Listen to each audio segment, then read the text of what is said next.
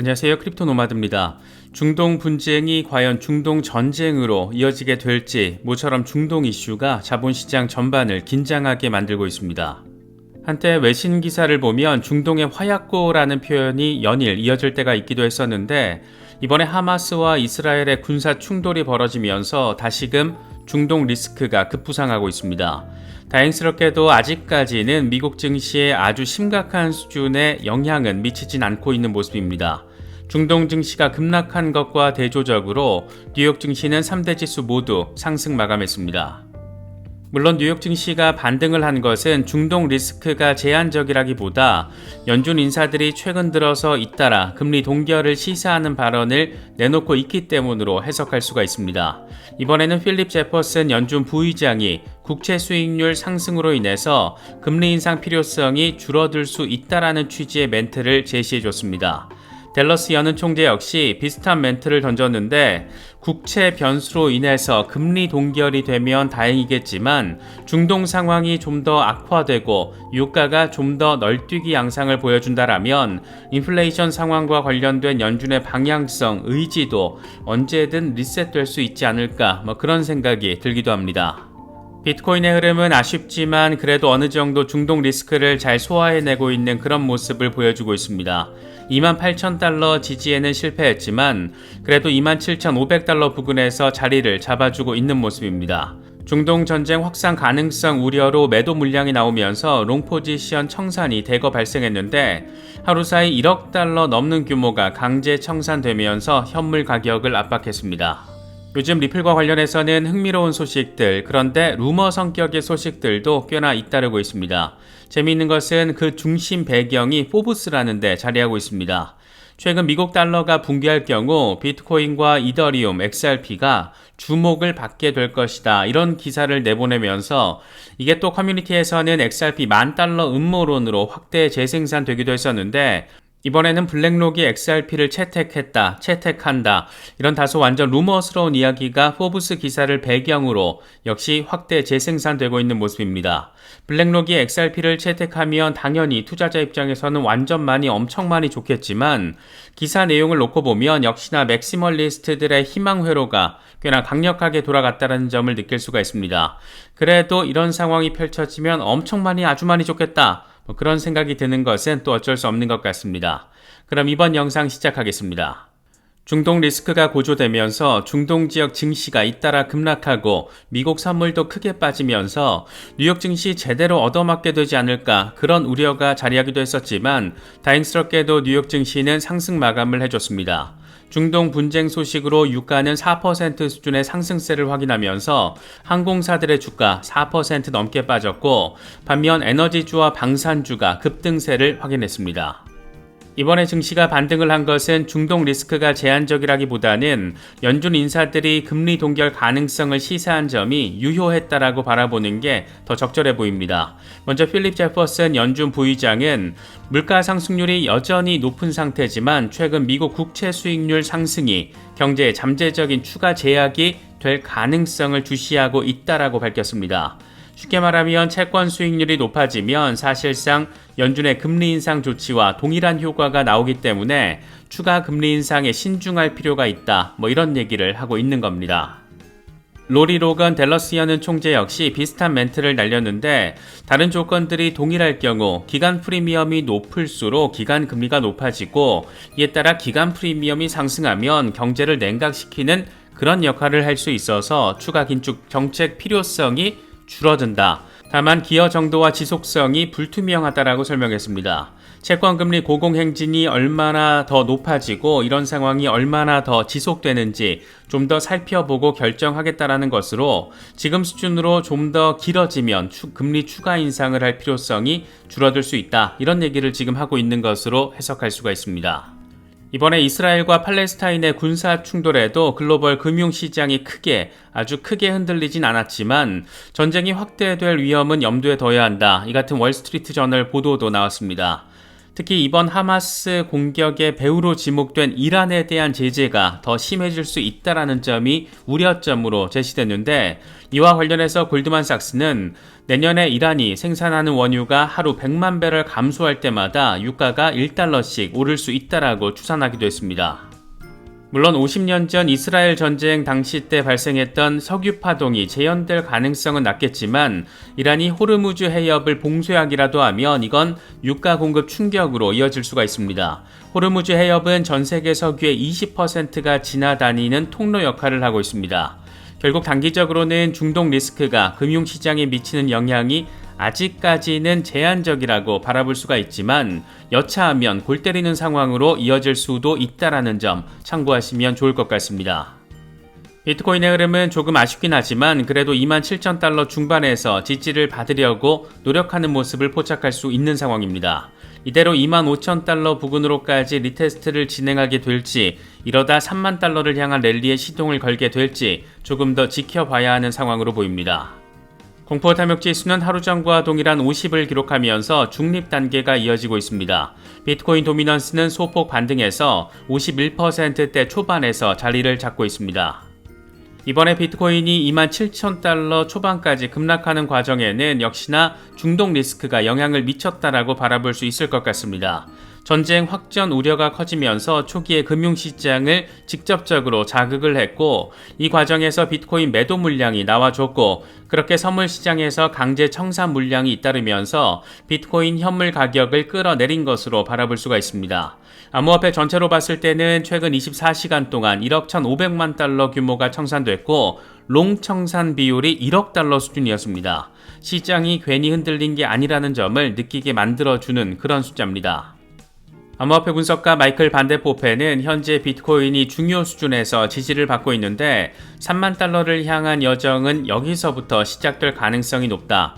골드 가격이 상승하고 불확실성이 커지고 국채 수익률이 살짝 빠지고 있기 때문에 비트코인이 이제 그 뒤를 따라야 한다. 이렇게 조금은 더 긍정적인 부분에 방점을 찍었습니다. 또 다른 분석가 맥스의 경우에는 투자자로서의 자세에 대해서 재미있는 멘트를 제시했습니다. 나는 장기 비트코인 투자자로서 내일 당장 10만 달러가 되든 22,000달러가 되든 상관이 없다. 앞으로 6개월 동안 횡보를 해도 상관없다. 나는 단기적인 상승과 하락에 초점을 맞추지 않는다. 장기적으로 비트코인이 다른 모든 자산을 능가할 것으로 예상하고 있고 그래서 나는 앞으로 몇 년이라는 시간에 베팅을 하고 있다. 이렇게 멘트를 내놨습니다. 중장기 대응을 하시는 분들에게는 꽤 의미 있는 내용이 아닌가 생각됩니다. 블룸버그의 암호화폐 분석가 제이미 쿠츠의 경우에는 내부 트렌드 모델을 통해서 거시 지형이 안 좋은 상황에도 불구하고 비트코인의 급상승 신호가 포착됐다라고 밝혔습니다. 미국의 30년 채권 수익률이 2007년 이후 처음으로 5%를 넘기면서 미국 장기 채권은 최악의 약세장을 경험하고 있는데 이런 상황에서 비트코인이 상승 신호를 보내는 것은 흥미로운 일이라는 겁니다. 이 양반은 3만 1,000달러를 돌파하면 비트코인 강세 사이클에 불이 붙을 것이다. 이렇게 설명을 하기도 했습니다. 이런 예상이 실제로 벌어진다라면 이건 비트코인이 리스크 해칭 능력을 보여준다라고도 해석할 수 있는 부분이어서 조금은 더 흥미롭게 느껴지는 것 같습니다. 요즘 리플과 관련해서 이런저런 음모론 수준의 이야기들을 종종 확인할 수가 있는데 최근에는 포브스 보도 내용이 확대 해석되면서 XRP 10,000달러 이슈로 번지기도 하며 커뮤니티가 들썩이기도 했습니다. 이번에는 블랙록이 XRP를 매집하고 있다라는 루머, 완전 음모론 수준의 이야기들이 맥시들 사이에서 도배가 되고 있는데 재미있게도 블랙록 XRP 커넥션이 무게감을 갖고 또 확산되고 있는 그 배경에 이번에도 역시나 포브스가 자리하고 있습니다. 포브스 기사의 제목은 이렇습니다. 블랙록 출신의 내부 인사가 말한 내용이고 17조 7천억 달러 규모의 돈이 월스트리트 지각 변동을 일으킬 수 있는데 이건 비트코인과 이더리움 XRP 가격을 끌어올릴 수 있다. 이런 내용입니다. 기사에서 소스로 삼은 블랙록 인사이더는 블랙록 전무이사 출신 스티븐 쇼엔필드인데 이 양반은 최근 런던 컨퍼런스에 참석을 해서 SEC가 비트코인 현물 ETF를 승인해서 시장에 17조 7천억 달러 규모의 돈이 들어오는데 이제 불과 몇 달밖에 남지 않았다 이렇게 예측을 했습니다. 이 양반은 SEC가 최근 ETF 승인을 연기하면서 완전히 거부하는 대신 의견을 요청했는데 이건 상당한 개선이라고 할 수 있다 이렇게 말하기도 했습니다. 재미있는 건 이 부분입니다. 블랙록 내부 인사는 비트코인 현물 ETF가 6개월 안에 승인될 것으로 전망을 했고, 이를 통해서 17조 7천억 달러 규모의 돈이 월스트리트로 들어올 수 있다, 이런 얘기를 한 것이고, 그 어디에도 비트코인 현물 ETF 승인으로 XRP 가격이 펌핑될 것이다, 그럴 가능성이 있다, 이런 멘트를 제시하진 않았습니다. 그런데 참 흥미롭게도 포브스는 비트코인 현물 ETF 승인으로 비트코인과 이더리움, XRP 가격이 급등할 수 있다라고 제목을 잡은 겁니다. 포브스 얘들도 XRP 매집하고 있는 건가 그런 생각이 들 정도로 기사 제목이 상당히 객관적이진 않다 이렇게 느낄 수 있는 부분이기도 합니다. 이렇다 보니까 리플 커뮤니티에서는 블랙록이 XRP를 매집한다라는 다소 상상력이 조금 많이 가미된 그런 이야기들이 지금 본물을 이루고 있습니다. 물론 이게 진짜 현실이라면 완전 대박이고 너무너무 아주 많이 너무너무 좋겠지만 아직까지 이걸 입증할 만한 데이터가 단 한 개도 없다. 이게 지금의 현실이 아닐까 생각됩니다. 재미있는 건 포브스가 최근 이런 수준의 내용을 반복적으로 보여주고 있다는 겁니다. 최근에는 미국 달러가 붕괴하게 되고 이를 통해서 8조 달러 규모의 충격적인 연준 인플레이션이 결국 비트코인과 이더리움, XRP의 가격을 경쟁 자산인 골드에 필적하는 붐을 촉발할 것으로 보인다. 이런 제목의 기사를 내보냈고 이게 또 XRP 10,000달러 가능성으로 확대 재생산되기도 했습니다. 물론 이 역시 기사 내용을 자세히 보면 인플레이션의 시대에 비트코인, 이더리움, XRP 등이 리스크 해지 역량을 보여줄 가능성이 높다라는 취지이지 이게 곧바로 XRP 10,000달러로 직행하는 것은 역시나 XRP 맥시들의 희망회로 수준이라고 바라볼 수 있는 부분입니다. 포브스가 기사의 소스로 삼고 있는 것은 제프리스의 주식 전략 책임자 크리스토퍼 우드의 멘트인데 쉽게 정리하면 비정상적으로 돈을 풀었고 이에 대해서 긴축 정책을 빡세게 진행하고 있는데 이게 잘 안 될 경우에 그러니까 연착력이 잘 안 될 경우에는 달러 붕괴로도 이어질 수가 있고 이건 결국 골드 소유자와 비트코인 소유자 모두에게 이익이 될 것이다. 이런 내용입니다. 이 양반은 전통적인 리스크 해지 자산인 금과 디지털 골드로 기대되고 있는 비트코인을 거의 동일한 위치에서 평가하고 있다는 것을 느낄 수가 있습니다. 어쨌든 포브스가 기사 제목에다가 달러 붕괴, 비트코인, 이더리움, XRP 이렇게 싹 다 포함시키다 보니까 이게 XRP 커뮤니티에서 희망회로 수준으로 해석이 됐고 이 과정에서 다시 10,000달러 음모론 이렇게 덧붙여진 것이다. 이렇게 바라볼 수 있는 부분입니다. 리플 소송과 관련해서는 여전히 최대 화두, 합의 가능성입니다. 이게 내년 4월 16일에 양측의 프리트라이얼 컨퍼런스 일정이 잡히면서 이 날짜에 대한 관심이 굉장히 커졌는데 자세히 보니까 그 아래 마지막 명령으로 아주 어마어마한 내용도 포함되어 있었습니다. 마지막 프리트라이얼 컨퍼런스 전에 양측은 최소 1시간 이상 만나서 이번 사건 합의에 대해서 논의를 하라고 아날리사 토레스 판사가 직접적인 멘트로 명령을 했던 겁니다. 이건 토레스 판사가 직접 판을 깔아주고 있는 건데 미국 SEC가 쭈꾸미 IQ 수준으로 의사결정을 내릴지 아니면 좀 더 큰 그림을 바라보고 합의 결정을 내리면서 양측이 다 동의하는 합의를 도출할 수 있을지 이게 또 굉장한 관심 이슈가 돼버렸습니다. 만약 합의가 이루어지지 않는다라면 리플 소송 최종 결론은 언제쯤 나오게 되는 걸까? 이와 관련해서 제레미 호건 변호사가 몇 가지 시나리오를 제시했습니다. 먼저 본안 소송 진행 상황, 이건 39.456%의 확률이고 본안 소송 결론 뒤에 항소는 2025년까지는 접수되지 않을 것이고 최종 항소에 대한 판결은 2026년 이전까지는 나오기 어려울 것이다. 추가 소송을 내게 된다라면 2027년 6월 14일 이게 최종 판결이 될 전망이다. 이렇게 설명을 했습니다. 내년에 1심 판결이 나오고 이에 대한 항소심까지 진행을 하게 되고 이에 대한 결과까지 나오는 시점이 2027년 6월이 될 거라는 얘기입니다. 두 번째로는 개별 피고와의 합의인데 이건 확률이 32.113%로 이게 벌어지면 항소법원까지 가는 과정을 9개월에서 12개월 정도 단축이 가능하다. 다만 합의가 이뤄진 뒤 사건은 구제소송으로 전환될 것이고 이럴 경우에는 2026년 8월 14일까지 소송이 연장될 것이다. 세 번째로는 완전 합의인데 이건 확률이 18.987%이고 완전 합의 이후 SEC는 승소를 주장하고 리플랩스에 대한 상당한 벌금을 징수할 수가 있다. 다만 지금까지 SEC는 타협의 의지를 보인 적이 없다. 예상외 시나리오 확률도 8.675% 존재하는데 이럴 경우에도 XRP에 대한 증권성에 대한 약식 판결 2026년까지는 유효할 것이다. 이렇게 설명을 했습니다.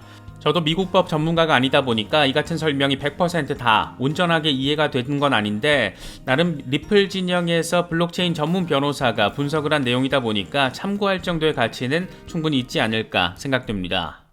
최근 들어서 리플이 소송에서 이겨도 다른 토큰들에 대한 증권성 리스크는 여전하다라는 이야기들이 많이 나오고 있습니다. 다시 말해서 2차 시장 판매 XRP가 비증권으로 규정이 되더라도 이걸 모든 코인에 일괄적으로 적용할 수는 없다라는 내용입니다. 이 부분은 이번에 아날리스트 토레스 판사도 분명히 밝힌 부분이기도 하고 이 부분이 좀 더 명확해진다라면 SEC로서는 1심 판례를 패소로 남기는 것보다는 리플은 그냥 내어주고 일단은 합의를 할 수도 있지 않겠느냐 이런 해석이 지금 나오고 있는 겁니다. 이와 관련해서 SEC의 인터넷 집행국장 출신 존 리드 스타크는 토레스 판사는 SEC 중간 항소를 기각하면서 앞선 XRP 증권성 관련 약식 판결 내용이 다른 케이스의 선례로 인용돼서는 안 된다라고 분명하게 짚었다. 따라서 특정 토큰의 증권성을 증명하는데 리플 케이스의 약식 판결을 인용해서는 안 되고 이건 변호사 윤리 위반에 해당한다라고 말했습니다. 그러면서 판사의 이러한 명령은 자신의 판결이 나머지 암호화폐 증권성 판단에 영향을 주어서는 안 된다라는 입장을 대변하는 것이다. 그래서 어떤 토큰의 상황이 리플 케이스와 완전히 동일하지 않는 한 증권성 판단에 해당 약식 판결을 선례로 인용할 수 없다라고 강조했습니다. 존 디튼 변호사도 비슷한 멘트를 제시했는데 리플이 소송에서 승소하더라도 이 판결이 다른 모든 토큰의 증권성 리스크를 해소해주는 건 아니라고 밝혔습니다. 토레스 판사는 앞선 중간항소 기각명령 판결에서 이 판결은 전적으로 XRP에만 해당된다라고 강조했는데 이건 각 토큰마다 개별적으로 증권성 여부를 판단해야 한다는 것과 같은 의미다. 이건 리플에는 유리한 판결이지만 미국 진출 기회를 엿보는 여러 프로젝트의 규제 리스크 우려를 말끔히 씻어내기에는 부족했다. 이렇게 강조했습니다. 결국 정리를 좀 하자면 SEC 입장에서는 리플 한 곳을 조지려다가 자칫하면 암호화폐 산업 규제권 이슈 전반에서 바보 멍청구리가 될 수 있는 그런 상황에 놓이게 된 만큼 차라리 리플 판결은 이 정도에서 합의로 정리를 하고 다른 프로젝트들을 조지는 방식으로 선회할 수도 있지 않겠느냐 이런 기대감이 깔리면서 다시금 합의 루머에 힘이 실리고 있는 게 아닐까 개인적으로는 바라보고 있습니다. 이번에 준비한 영상은 여기까지입니다. 시청해주셔서 감사합니다. 지금까지 크립토 노마디였습니다.